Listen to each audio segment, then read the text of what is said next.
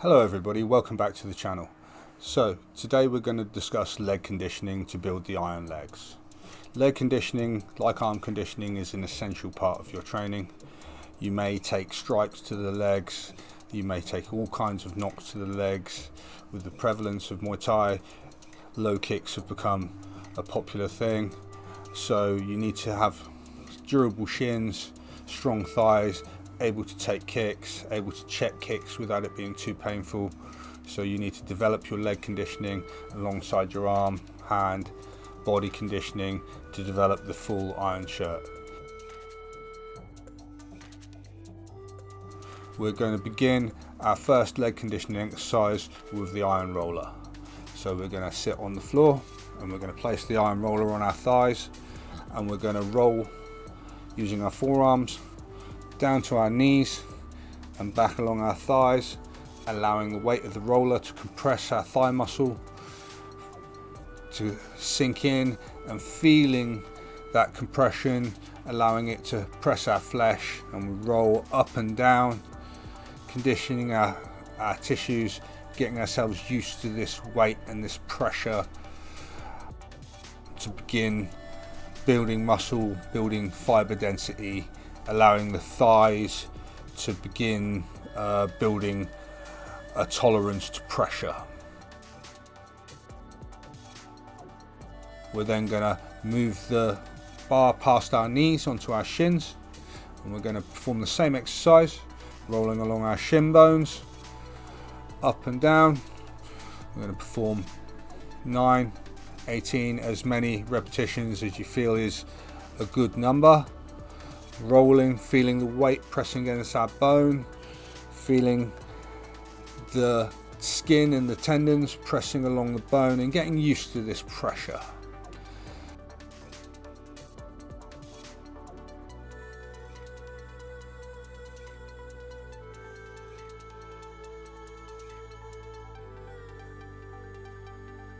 After we've done this, once we're used to it, we can support a bit more weight. We're going to take the iron roller, we're going to place it on the floor, and we're going to kneel on it.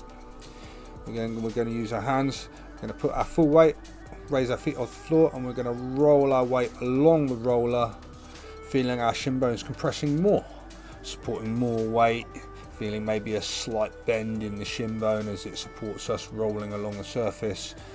And we're going to use this to stimulate our bones, stimulate our shins, get them to uptake calcium, get the bones to become thicker, stronger, more able to sustain punishment, get the nerves used to this pressure against the bones, starting to develop a stronger shin for checking, blocking kicks and striking against our opponent.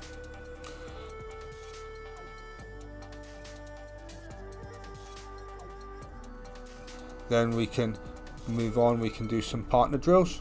If we have a training partner, we both take a stance and we go shin to shin along our stance. We reach past with our foot and we press our knee forward, pushing our shin bone against our partner's bone, pressing them back, gripping the floor with our toes and extending our knee forward, moving our partner back through his stance. He will then slide his rear foot, we'll move our rear foot and move our toe forward so that our knee's extended, and then we'll bend our knee and push forward again. And we will do this repeatedly, sliding our partner back, getting used to feeling the pressure shin to shin and the weight as we extend our knee, and we get used to the weight through our tendons and our ankle, pushing against a partner. Then we consolidate our stance when we've reached the end of the hall, and our partner reaches past our knee with his toes, extending his knee, and then he bends his knee, pushing against the floor, pressing against our shin.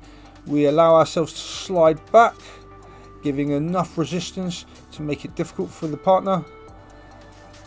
As he's bent his knee to the fullest extent, we reset our rear foot, reset our front foot. He resets his feet, straightens his knee, and then he presses forward a second time so that he can push us back, and we repeat this, sliding ourselves back until we've performed as many reps as we see fit, or done the full length of our training space.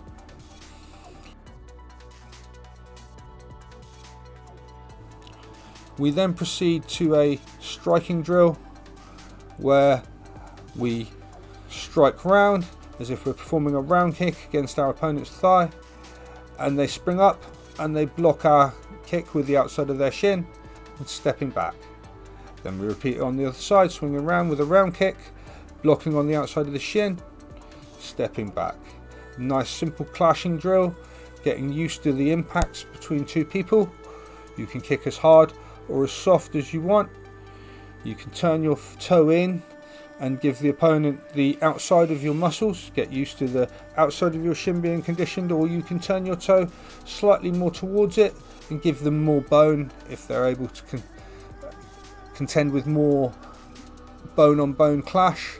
You gradually build up your conditioning, striking shin to shin, stepping back, striking shin to shin, stepping back. Then it's your turn to strike. You swing round with your round kick, your opponent springs up, blocks on his shin, steps back, you land forward, you swing with your other leg, kicking against the shin. When you've got to the other end of the hall, you then consolidate your stance. Your opponent will then swing with a round kick, and you won't spring up and kick with your block with your shin. You will spring out with your knee and take it on the side of your thigh and try and hit back into his impact with your own knee and pelvis, so that you shock back into his leg, so that he gets used to receiving a solid object to kick, and you get used to receiving a shin on your thigh. You then step back, he lands forward, same as when you were kicking shin to shin. He will swing with a round kick, you will consolidate your stance, and as he impacts, you'll pulse outward to nullify the force. Then you step back as he lands forward, and you repeat this, kicking against the thigh, conditioning the large muscles of the outside of the thigh, so you get used to this shin on thigh contact, and you're able, if a kick does strike you, to contend with it.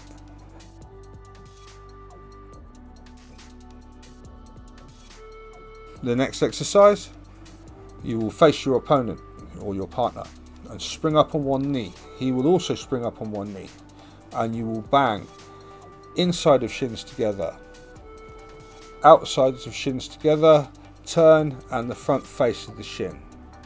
Then place your leg down, come up on your other leg, the inside of the shins clash together.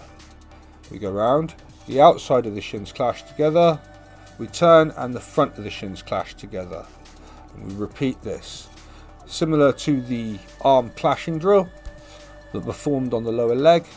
This again gets you used to this shin on shin contact, this bone on bone, muscle on muscle, conditioning the inside edges, the outside edges, and the front face of your shin, anywhere where you may take a kick or a knock, to allow you to be strong and sturdy, shin tough and not tender and painful when you're kicked, so you can spring up and block hard against your opponent's shins or higher up in their knees if you're intending to do damage with your block. This exercise can also be performed on the dummy, so if you don't have an opponent, the wooden man has a lower leg, you can spring up and clash on the outside, on the inside of your shin, on the outside of your shin, and then turn and clash on the face.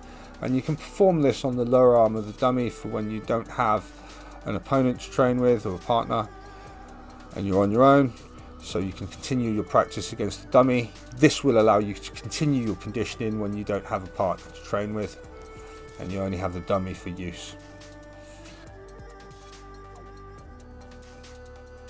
So the final movement will be a conditioning movement on the thigh.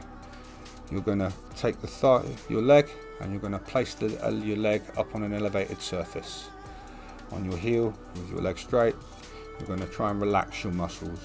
You're going to take your hammer fist and you're going to drop your hammer fist onto your thigh, trying to keep your muscles relaxed and allowing the vibration to penetrate through the muscles down to the bone.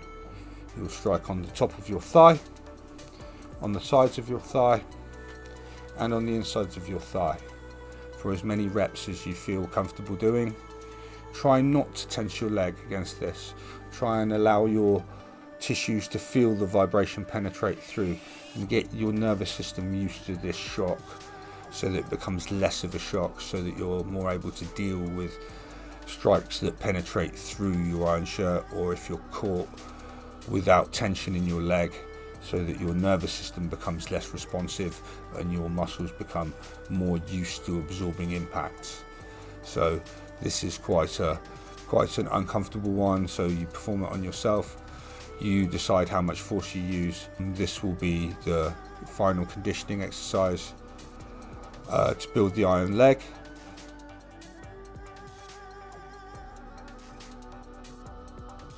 So at the end of all your conditioning exercises, you should apply the traditional dit da gel to prevent bruising and calcification.